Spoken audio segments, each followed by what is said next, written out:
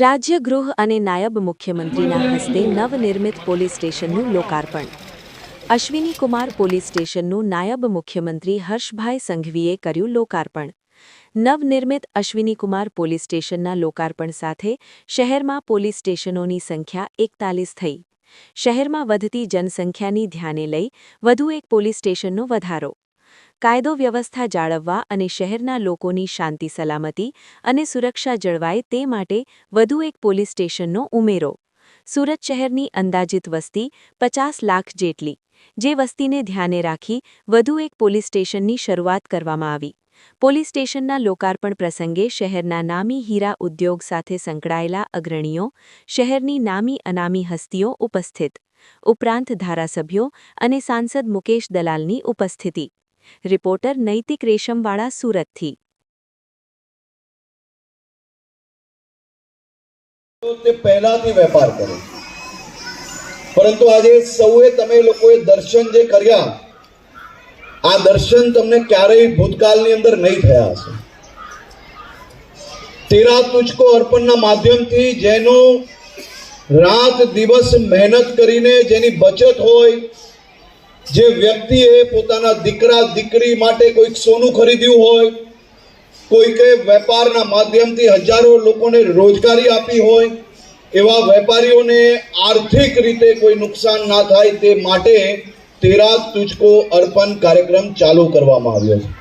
અને તેરા તુજકો અર્પણ એ શું છે એ આજે આપ સૌ લોકોએ આ દ્રશ્ય તમારી પોતે અહીંયા નજરે જોયા છે।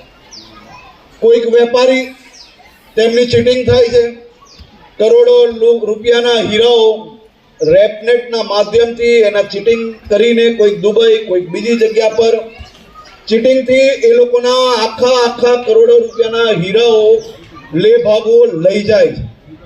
આજે આ વેપારીને અહીંયા જ ન્યાય મળે અને આપ સૌની સમક્ષ એની પોતાની કિંમતી વસ્તુઓ એમને હાથમાં આપવામાં આવે। એક અરજદાર રૂપિયાનો ઢગલો ઉચકાતોય નતો, ચોખ્ખા રૂપિયા અને નોટ પર એની એ જ નોટ પાછી। આવા દ્રશ્ય દેશના બીજા કોઈ રાજ્યમાં તમને જોવા ના મળે। નાની મોટી ભૂલ પોલીસથી થતી હશે, પરંતુ હું એટલું ગેરંટી આપું કે મોટા મોટી જેટલું ગુજરાતની અંદર સામાન્ય નાગરિકોની સેવામાં પોલીસ જે કામગીરી કરે છે, એ દ્રશ્યો બી તમને કોઈ બીજા રાજ્યની અંદર જોવા નહીં મળે। આ તમે મને કહો કે 51 લાખ રૂપિયાનું આ બોક્સ, એની ને એની નોટ, જો નોટના નંબરો એમની પાસે હશે તો એને અંદાજો આવી જશે। ક્યારેય કોઈ બીજા રાજ્યની અંદર આવું તમે દ્રશ્ય જોયું છે? કોઈ સાંભળ્યું બી છે ખરી? જરા જોરથી બોલો તો ખબર પડે।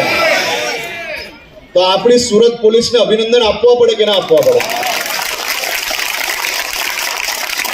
અહીંયા અનેક વેપારીઓ બેઠા છે, તો ભૂતકાળના દ્રશ્ય જોયા હશે સાહેબ, પણ તેરા તુજકો અર્પણ અને બીજું કે વેપારીઓની રક્ષણ કરવી એ મારી જવાબદારી છે, આ મારું ધર્મ છે કે મારા શહેરના રાજ્યના વેપારીઓને જો ખોટી રીતે કોઈ જગ્યા પર હેરાન કરવામાં આવશે તો 100% એની ઉપર પગલાં ભરવામાં આવશે।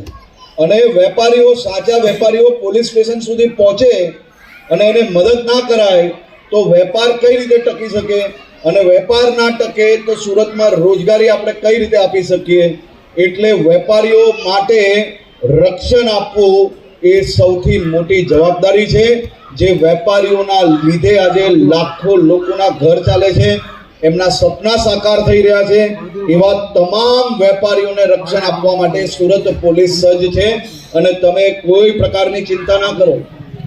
આપણે